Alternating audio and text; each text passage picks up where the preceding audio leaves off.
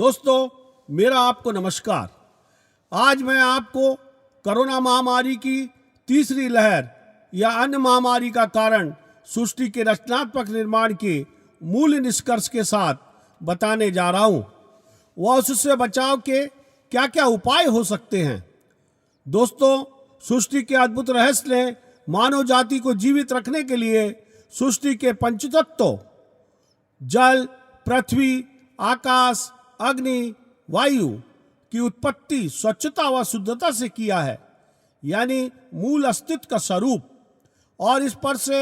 सृष्टि का मूल नियम अस्तित्व में आया और जिसे बनाए रखने का सतत प्रयास का पालन मानव जाति को मानव जीवन व्यतीत करने के लिए करना है। तात्पर्य यह है कि सृष्टि के अद्भुत रहस्य की देन में पंचतत्व अपने आप में स्वच्छ व शुद्धता का प्रतीक है। वह इसलिए मानव जीवन चले आ रहा है। जैसे कि पृथ्वी डाइजेस्टेड फूड को मिट्टी से परिवर्तित करते हुए फिर से मानव के लिए स्वच्छ व शुद्धता से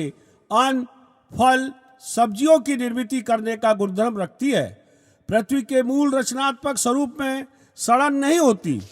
इसी तरह सभी नदियां यह स्वच्छ व शुद्धता से ही सृष्टि के अद्भुत रहस्य के द्वारा निर्मित की है और गंगा नदी इसका जीता जागता उदाहरण देखा गया है।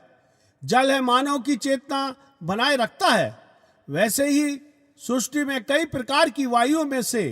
एक ऑक्सीजन वायु स्वच्छ व शुद्धता के तहत मानव शरीर में प्रवेश करते हुए मानव को जीवित रखने का कार्य करती है। उसी तरह अग्नि स्वच्छ व शुद्धता के साथ मानव शरीर में ऊर्जा का निर्माण करते हुए क्रियाशीलता प्रदान करती है। आकाश यानी खालीपन है चारों पंचतत्व की स्वच्छता व शुद्धता को बनाए रखने का पूरक है, अर्थात पेड़ पौधों को सजीव रखने की क्रिया का संचालन करना, जल से भाप की क्रिया और फिर शुद्ध पानी को धरती पर लाना व ऑक्सीजन वायु का दबाव धरती पर मानव जाति के लिए बनाना व सभी सजीव के तापमान का संचालन करना इत्यादि। पंचतत्वों के समागम व्यवहार के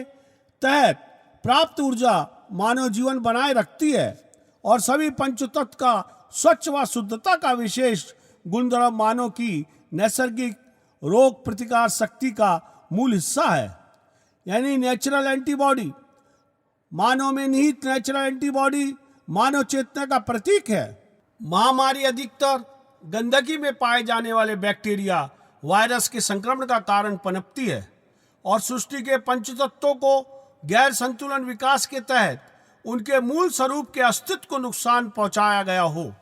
मानव द्वारा गैर संतुलन का विकास और गंदगी का गैरकृत अत्यधिक होने पर मौसम से मौसम के बदलाव में पंचतत्वों के गैर संतुलन समागमन व्यवहार के कारण बुरा असर सजीव यानी मानव व निर्जीव यानी वायरस की परिवर्तनशीलता के गुणधर्म में बदलाव लाता है, जिससे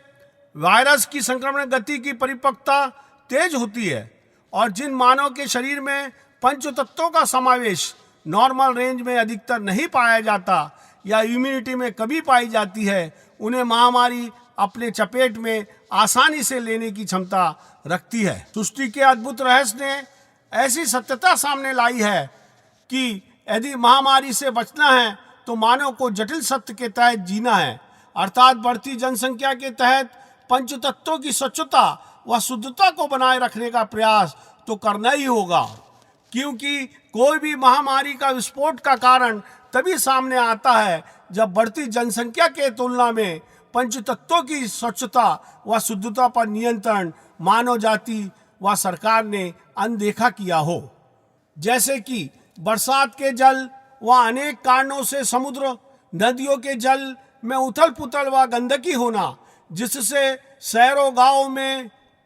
बाढ़ का प्रकोप होना, जिससे वायरस की संक्रमण परिपक्वता मौसम से मौसम में बढ़ने की संभावना टाली नहीं जा सकती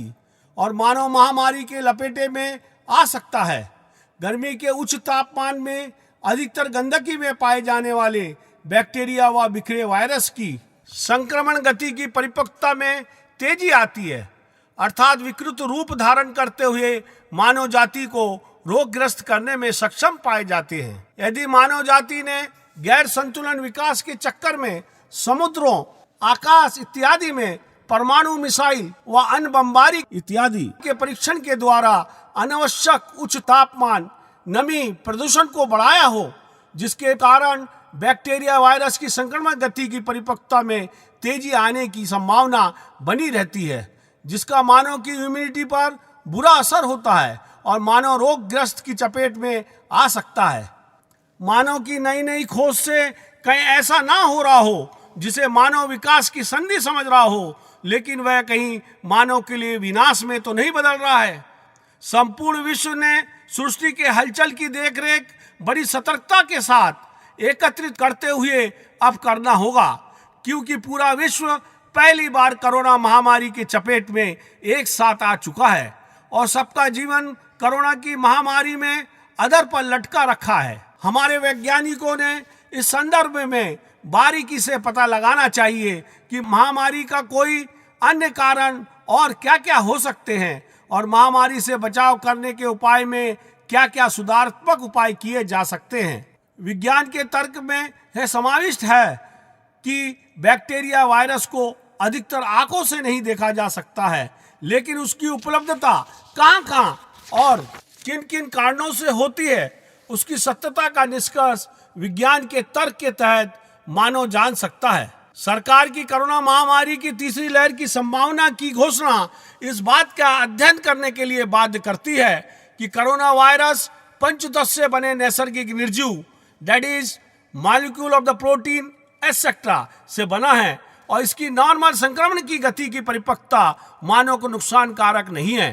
यानी मानव की पर्याप्त इम्यूनिटी रोगग्रस्त से बचाव आसानी से सन 2019 के पहले मौसम में बदलाव या ठंडी में मुकाबला कर लेती थी, अर्थात खतरनाक असर अधिकतर टल जाता था और जान बच जाती थी। सन 2019 में नॉर्मल संक्रमण गति की परिपक्वता में बढ़ोतरी आई और जिसकी इम्यूनिटी में कमतरता थी उन्हें तेजी से संक्रमित करते चले गया। विज्ञान के तर्क के अनुसार सन 2020 के गर्मी के तापमान में कोरोना के संक्रमण गति में और तेजी की परिपक्वता में बढ़ोतरी हुई और कुछ दिन के लिए नॉर्मल हुआ। फिर सन 2021 के गर्मी में कोरोना की संक्रमण गति में फिर से तेजी की परिपक्वता आई और अब संक्रमण गति के स्वरूप में बदलाव corona delta variant, lambda variant व कप्पा वायरस व अन्य वायरस, मच्छर जनित जीका वायरस व अनेक आते हुए मानव जाति के लिए संपूर्ण विश्व में सरदर्द बना है।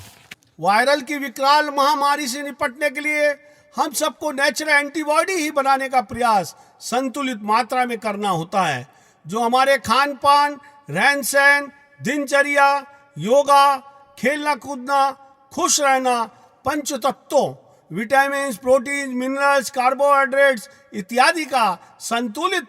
सेवन आयु अनुसार नियमित स्वच्छता व शुद्धता के साथ करना,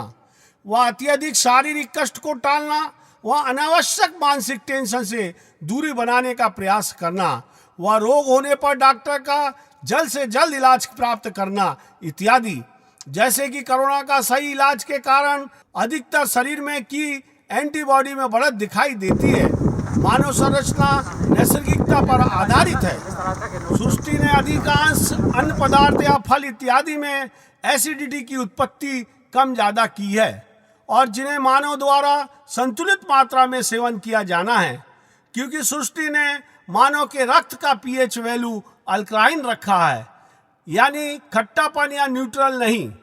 इसलिए मानव का महत्वपूर्ण प्राथमिक कार्य है कि मानव शरीर में एसिडिटी का संतुलित नियंत्रण अधिकांश रोगों से दूरी बनाए रखने के लिए करना है, जो नियमबद्ध के तहत मानव जीवन के लिए रोग प्रतिकार शक्ति में बढ़त के लिए निर्धारित है। मानव में रोगों का फैलाव अधिकांश बैक्टीरिया वायरस के द्वारा होता है। मानव के शरीर के संपर्क में बैक्टीरिया वायरस या मच्छर मक्खियों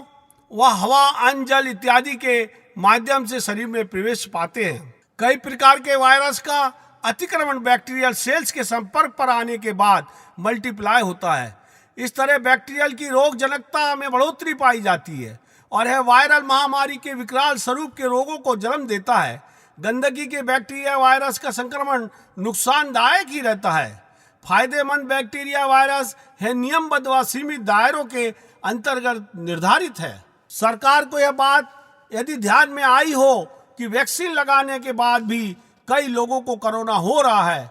यानी उन लोगों में वैक्सीन के द्वारा एंटीबॉडी की बढ़त शायद पर्याप्त नहीं बन पा रही है, और यदि इसके अलावा सरकार को अन्य कारणों की जानकारी हो तो आम जनता सहित को बताना चाहिए कि वैक्सीन पूर्णतः कार्य क्यों नहीं कर पा रही है। सरकार ने इस बात को गंभीरता से लेते हुए जनता के रक्त में पंच तत्वों का शरीर में नॉर्मल रेंज की जांच करवाते हुए वैक्सीन लगाना चाहिए, जिसका परिणाम शायद उत्तमता के लिए जाना जा सकता है, अर्थात ताकत को बनाने के लिए ताकत चाहिए। मानव जाति का सबसे बड़ी भूल यह हुई है कि प्रथम वायरस पर वैक्सीन मिलने के बाद वैक्सीन से बचाव करने को ही प्राथमिकता दी, लेकिन गंदगी इत्यादि से प्राप्त बैक्टीरिया वायरस के मूल जड़ को नष्ट करने की विधि को विकसित करने में तेजी नहीं लाई जा सकी। न्यूक्लियर महायुद्ध एक सीमित स्थान तक मानव को क्षति पहुंचाता है, लेकिन वायरस व मानव का है महायुद्ध संपूर्ण विश्व को क्षति पहुंचाने के लिए सक्षम है। तात्पर्य यह है कि इस सृष्टि में बैक्टीरिया वायरस ने मानव की जनसंख्या की अपेक्षा से कई गुना विकराल रोगों के साथ बढ़त बना ली है,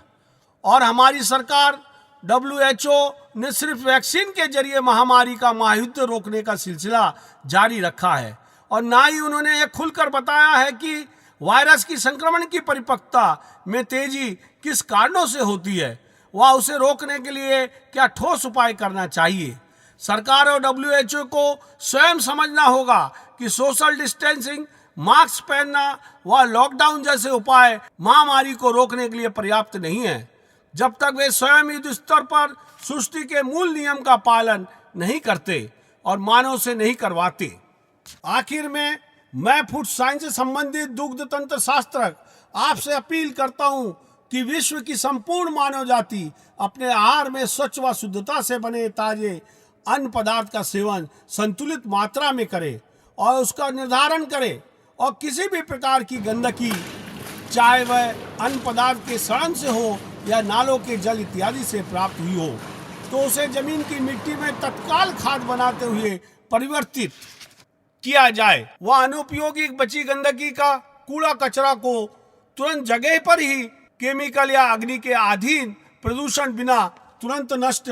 कर देना चाहिए, जो शायद अभी तक विकसित नहीं की जा सकी। संपूर्ण विश्व के मानव जाति के कल्याण के लिए वायरस द्वारा निर्माण किया गया महायुद्ध पर विजय प्राप्त करने का लक्ष्य मूल नियम का पालन ईमानदारी से करते हुए साधना चाहिए, क्योंकि सृष्टि में समाया अद्भुत रहस्य ने